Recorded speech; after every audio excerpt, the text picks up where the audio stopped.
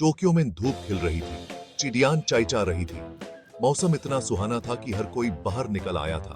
Park में बच्चे खेल रहे थे, उनकी खुशी और हंसने की आवाज से पार्क गूंज उठा था। एडवेंचर के लिए एकदम परफेक्ट दिन था। बच्चे नए नए खेल खेल रहे थे और मजे ले रहे थे। किसी को पता नहीं था एक बड़ा डेंजर आने वाला था। आसमान में बदल घने होने लगे थे और हवा तेज चलने लगी थी। उस स्ट्रीट में रहता था नोबिता, एक आलसी लड़का जिसको सोने का बहुत शौक था। वो अक्सर अपने सपनों में खो जाता था। उसका बेस्ट फ्रेंड डोरेमोन फ्यूचर से आया एक रोबोटिक कैट था। डोरेमोन हमेशा नोबिता की मदद करता था। हर प्रॉब्लम के लिए डोरेमोन के पास एक सीक्रेट गैजेट था। वो गैजेट्स इतने एडवांस थे कि सब कुछ पॉसिबल लगता था। आज भी कुछ अलग नहीं था। पार्क में सब कुछ शांत था, लेकिन कुछ बड़ा होने वाला था। नोबिता उठ जा। हाँ, क्या हुआ? मेरा डेंजर अलार्म बाज रहा है। डेंजर? कैसा डेंजर? मुझे अभी तक नहीं पता, लेकिन हमें जल्दी पता लगाना होगा। केनिची, तुझे लगता है कुछ ठीक नहीं है? केनिची हान हटोरी, मुझे भी ऐसा ही लग रहा है।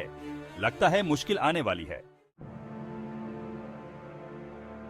उसी वक्त परमन शहर के ऊपर से तेजी से उड़ रहा था। उसकी वॉच अचानक बीप करने लगी। ये क्या हो रहा है, उसने हैरानी से सोचा। परमन सिग्नल ये सिर्फ तभी एक्टिवेट होता है जब कोई बड़ा खतरा होता है। परमन नोबिता के घर की तरफ तेजी से उछला। वो जानता था कि डोरेमोन को जरूर पता होगा कि क्या हो रहा है।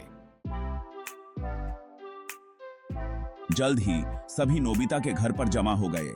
सभी के चेहरे पर चिंता थी, लेकिन एक साथ होने का सुकून भी था। डोरेमोन ने डेंजर अलार्म के बारे में बताया। उसकी आवाज में घबराहट थी, लेकिन उसने सबको समझाने की कोशिश की।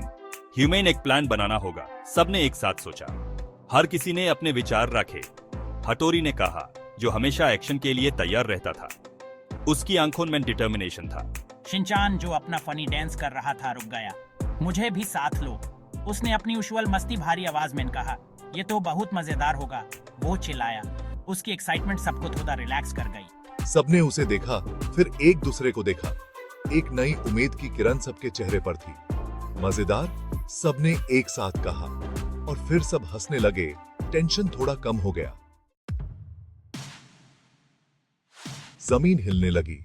अचानक से सब कुछ हिलने लगा, जैसे कोई बड़ी चीज जमीन पर गिर रही हो।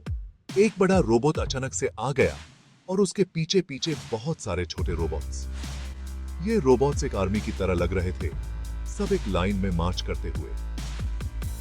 मैं डॉक्टर एक्स हूं, जायंट रोबोट से एक आवाज आई। उसकी आवाज इतनी गूंज रही थी कि सब डर गए। और मैं पूरी दुनिया पर कब्जा कर लूंगा।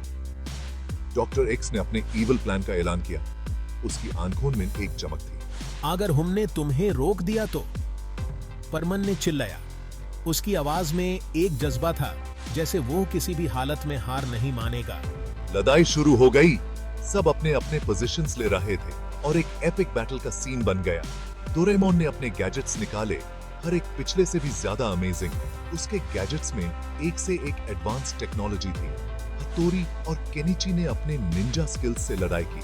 उनकी मूव्स इतनी फास्ट थी कि रोबोट्स को समझ ही नहीं आया कि क्या हो रहा है। परमन इधर उधर उड़ रहा था, रोबोट्स को कंफ्यूज कर रहा था। उसकी स्पीड और एजिलिटी ने रोबोट्स को परेशान कर दिया। शिनचान अपने फनी स्टाइल में डॉक्टर एक्स का ध्यान भटका रहा था। उसकी हर एक हरकत डॉक्टर एक्स को और ज्यादा गुस्से में ला रही थी। वो डांस कर रहा था और फनी फेसेस बना रहा था, जिससे डॉक्टर एक्स हंसने लगा। डॉक्टर एक्स की हंसी से उसकी कंसंट्रेशन टूट गई। ये है तुम्हारी कमजोरी डॉक्टर एक्स, हंसना, नोबिता ने चिल्लाया। उसकी आंखों में एक चमक थी। नोबिता ने चिल्लाया एक मौका देखकर। उसने देखा कि डॉक्टर एक्स का ध्यान भटक गया है। उसने डोरेमोन का गैजेट गिगल गन यूज किया और रोबोट पर शूट कर दिया। गिगल गन से एक ब्राइट लाइट निकली और डॉक्टर एक्स पर लग गई। डॉक्टर एक्स बेचबाई से हंसने लगा। उसकी हंसी रुक ही नहीं रही थी, जैसे उस पर किसी ने जादू कर दिया हो। उसकी हंसी ने जायंट रोबोट को हिला दिया और वो गिरकर तबाह हो गया।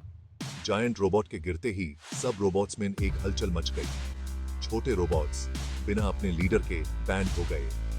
उनके सिस्टम्स एक एक करके शट डाउन होने लगे। दुनिया बच गई, सब खुशी से झूम उठे। हर तरफ से चीयरिंग और क्लैपिंग की आवाज आ रही थी। उन्होंने साथ में खतरे का सामना किया था और जीत गए।